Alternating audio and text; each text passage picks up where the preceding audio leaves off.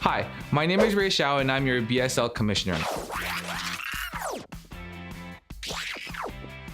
So I've heard that there's been some confusion about the ratings and why we have them. So first off, we have ratings because we're part of NAGAAA. So then the question becomes, why are we part of NAGAAA and who is NAGAAA?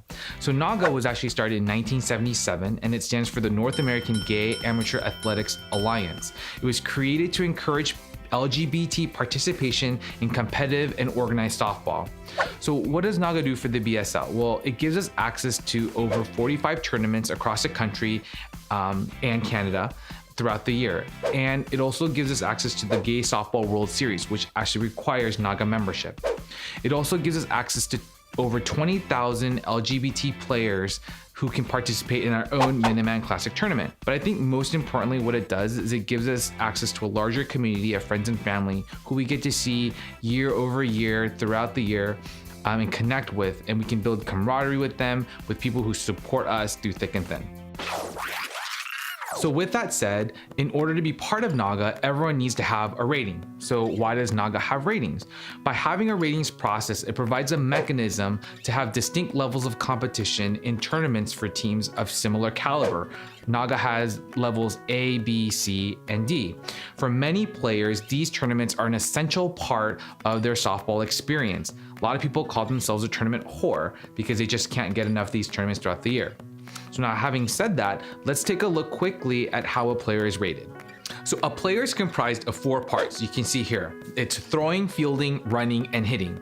So after you go through the process for each of these 4 aspects, a player will have a rating anywhere from 4 to 27, 27 being the max.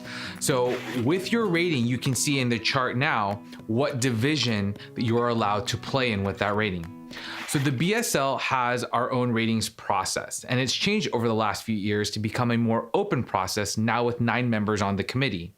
For more information about the ratings process, go to the BSL website under governance ratings, or feel free to contact Chris Overly, who is our current NAGAAA rep.